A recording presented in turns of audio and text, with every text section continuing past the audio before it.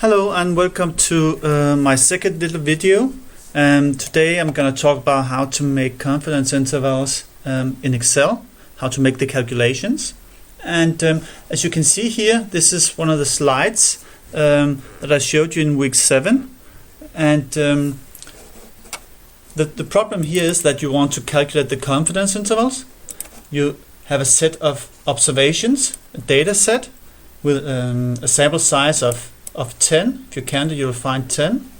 And the observations are assumably blood pressures, at least it's measured in millimeter mercury, so I assume it's blood pressures. And here we actually have all the results of how to do it. What I'm going to show you today is also how to calculate in Excel. Just go briefly over the task here. It's about calculating 95% confidence intervals.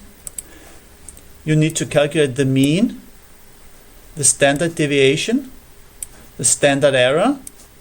Then you have to figure out what is your alpha. Well, when you have a 95% confidence interval, then you can calculate it to be 5% or 0.05. Then you need to find the t-value for a given alpha and a given amount of degrees of freedom.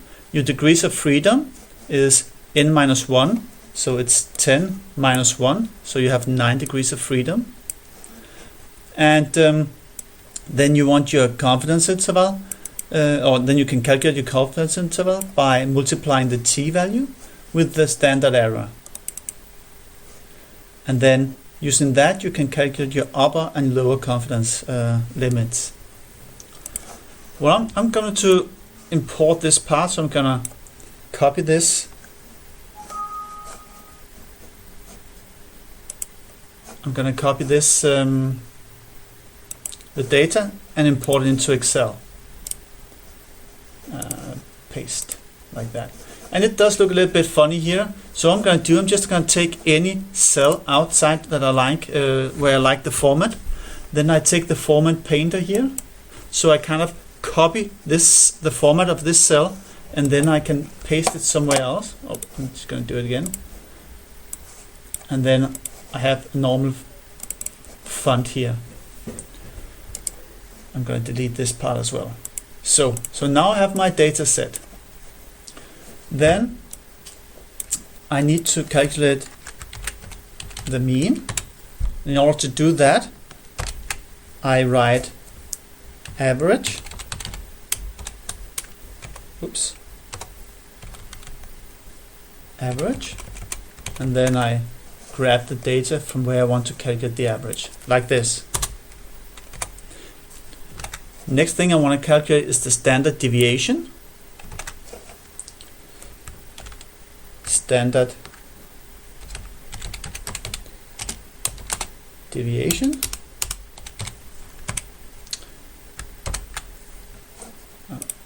Here. So I look it up as statistical. And then I press S to find standard deviation. And there are some, you can choose between them. So what I do, I look into what it says in the text down here. Based on entire population, that's not the one we need. We need the standard deviation based on a sample, because this is observations. This is not all the blood pressures in the world, or in all 25-year-old females. No, this is 10 observations, presumably a sample. So that's what we want. And I grab the data, and there you go.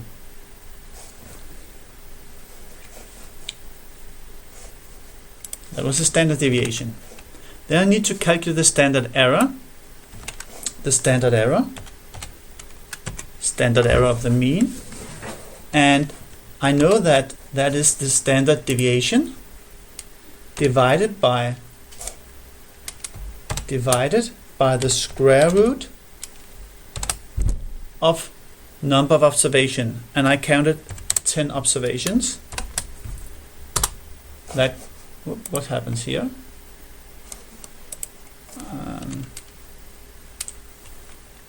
I probably need some brackets here, like that. No.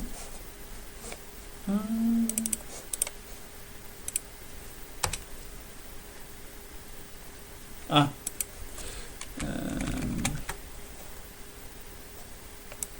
that, B40, not B47. There you go.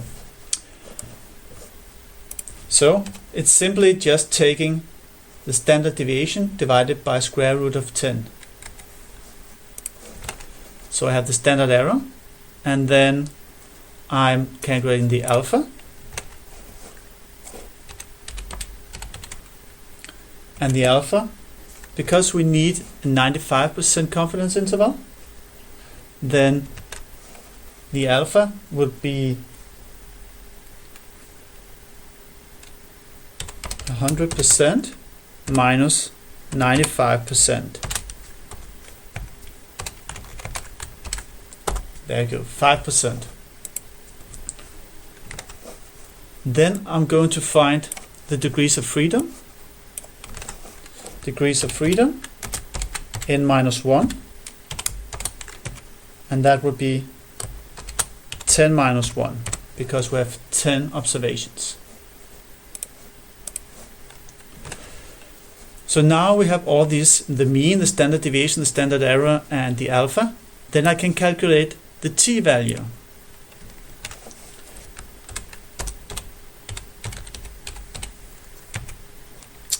T-value, so I go up and see if I can find it in my functions under statistical, under t, and we want the returns the left tail. No, we need the two-tailed. Returns the two-tailed inverse of the student's t distributions. That's what we want. And it asks for two things. It asks for the probability, that's the alpha. Then it asks for degrees of freedom, that's 9. And then you have your t-value. So now we have the t-value, and we have the standard error, and we have the mean. And if you remember here, this is the formula for calculating the t-value, or the confidence interval. So what we need to do is say we need to make an upper and a lower interval. So if we say lower or lower limit, because an interval has an upper limit and a lower limit, and then we have the upper limit.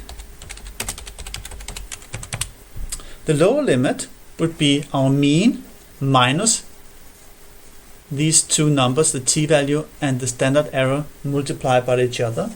So maybe we could make this, because this part is also called the confidence level. So maybe we should calculate the confidence level first by saying the standard error times the t-value. Because then the upper limit can very easily be calculated as the mean, which you see here, the mean, or the lower limit can be calculated as the mean minus the confidence interval, or the confidence level, and the confidence level is here, like that. And the upper limit would be the mean plus the confidence limit, or level. So now you have an upper limit and a lower limit of your confidence of your 95% confidence interval, and then you can calculate or you can express your results, for example, as 104.32, or that the mean is between 104 and 115, is higher than 104 and lower than 115, or you can say plus minus your confidence level. So that's your mean plus minus your confidence level. Note that I actually have the units applied as well.